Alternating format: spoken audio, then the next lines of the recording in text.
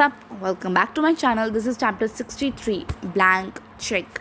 Let's see what this chapter brings upon us since I don't know it. 257.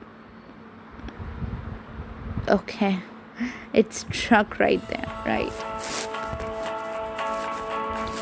Blank check. Yeah, so there have only been a few moments in my life where I could literally feel time slow down. Once, when baby Mackenzie tripped and fell down the stairs while I was supposed to be keeping an eye on her. And again, when I had to watch Elijah Harris take off with the money we had raised. Get back here, you lying sack of. The door rattled as he shook it with both hands, but it didn't budge. Let's get out the side door. We'll chase him. Maybe we can cut him off at the street. I grabbed his arm and held him in the place, waiting until he looked at me before easing my grip. It's too late now. By the time you go all the way around, he'll be long gone. But we are just supposed to let him go. After all the lies he told to Eastbridge, to us, to him, he meant. Noah hadn't wanted to let Elijah in, but he did, and in exchange, he got a taste of what it was like to have a real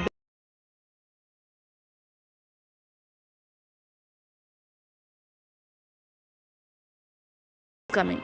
But who does this to their own brother? No, none of this is your fault. We won't let him get away with this. He's got to surface sometime, and when he does, we'll get him and the money. Running is what Elijah does best. If he doesn't want to be found, he won't be. That money is as good as spent. I could see Noah wearing with himself inside, so I did the only thing I could to think to. Come here. I pulled him close, squeezing as hard as I could, hoping that the pressure would keep him from falling apart. His body was rigid against mine, fighting the contact until, with a large sigh, he melted into me, his hands gripping at my back. After a few moments, he pulled back. We need to let Mrs. Larson know what happened. You're right, come on. We ran back to the festival grounds. As I rushed into the silent auction tent, I nearly crashed into a well-dressed man holding up my photo. Whoa there, young lady. There's plenty of ice for that fire under your heels. Perfect timing, Lawrence. This is the student I was telling about, Addie Price. This is Lawrence Kane.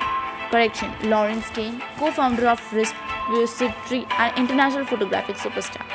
He had shot presidents' portraits, won awards for his photo coverage of natural disaster, and he was currently holding, oh my god, that's my photo and the waterfall picture.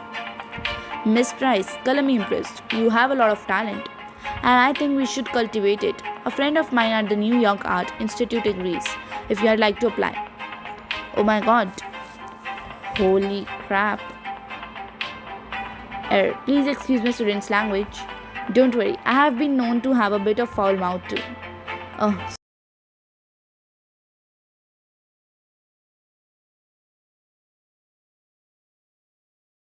run away with it and drive off. What? All our funds were in there. We have to contact the authorities. Even if you do, my brothers are pro at this. I hate to say it, but I think the art department's sunk. Well, if it's money you need. He reached into his suit jacket and pulled out a checkbook and a fancy pen before signing his name with a flourish. I almost passed out seeing that he was writing out a check for several $1,000s. Mr. Kane, that's just pocket change to me. This should cover what you need to keep the department afloat and continue discovering young photographers like Addie. You're incredibly generous. Thank you so much. Mrs. Larson turned to address the rest of the volunteers and guests. Everyone, I'm proud to announce that we have reached our goal. Around us, the crowd erupted in cheers, and for the first time since Elijah left, I felt the weight of the world lift off my shoulders. One glance over at Noah told me he felt the same way, and I quietly reached for his hand. His fingertips grazed mine, rough skin melting soft. Nice work, cheer squad. How many times do I have to say I'm not cheer squad anymore? But thanks. As people celebrated, I spotted I was standing alone by a heat lamp. I waved Noah goodbye and headed over to her. With Baila hanging off her to the past few hours, it was the first time we had to ourselves all night. Hey Adi, I heard what happened with Elijah. Yeah, I hope No's alright. Instinctively, I looked over my shoulder at No. I followed my gaze. Wow, you must really like him. Yeah, but I really like you too. No deserves to catch a break. After all, I'm over here, aren't I? You have always been special to me, even though you are dating someone else now. Allow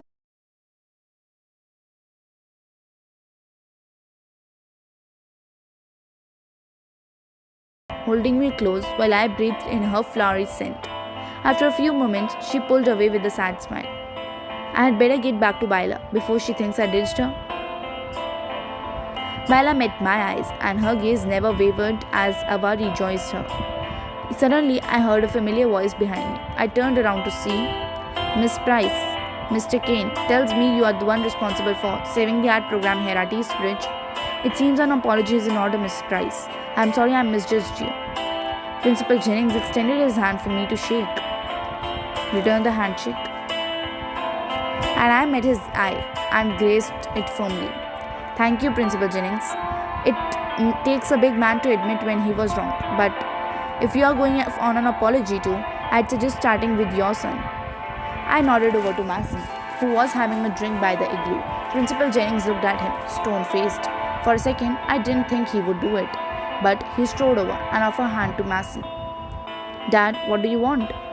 You and I don't always see eye to eye, but you're your own man now, and I shouldn't be so pushy. I am sorry. Mason shook his father's hand, fighting back wave after wave of emotion, and when he shot me a look, I saw the shock wash over him, and I couldn't stop the giant smile that spread across my face. At least I'm happy to help someone. After the festivities wound down, it was time for the after parties. People piled into the cars destined for empty houses, with no parental supervision. Dim romantic spots perfect for a moment alone. Or in my case, the MC Dermot's drive-through. Let's move it, ladies. I'm dying for some nuts. That's funny, cause I'm dying for a little more you. I think I'm gonna take off with some of my buddies instead. Very wise. I won't stop you. Baila swept Ava up in her arms and plastered kisses all over Ava's neck, and she squealed into the night. Nog came to stand at my shoulder. Lovebirds, can't call them any annoying without seeming a little bitter. You have a better idea. Let me give you a ride home instead. We could have an after party of our own in a car, if you know what I mean. Or you could come with me. Mason joined us on my opposite side. He and Nog nodded coolly at each other. With everything that happened with my dad, well, let's just say I should really show my gratitude. I should ride home with Nog. Ride home with Mason. Turn them both down. This is really fun. Thanks for the offer, but I'll pass for tonight. Text you both later though. Count on it. Then, with just a moment of hesitation, I stepped off the curb and headed straight for Avaska and the promise of hot nuggets. As I climbed into the bed later, I couldn't help thinking about the day. Even with its twists and turns, two moments stood out most. The feel of defeated Gnaw in my arms and Mason's triumphant face when his father apologized. They were both heavy, emotional moments, and I was glad I had been there. After all, that's what you do for the people you love. My eyes snapped open, and I sat straight up as the glaring realization that had only been growing since homecoming made itself known. I'm in love with Mason and Gnaw. Whoa. I knew this, but it's a surprise to her. And well, I'm in love with both of them, and there's no sign of Ava coming along. I hate for Ava, but yeah, Mason and Gnaw are also right. What can I do? Nothing, right?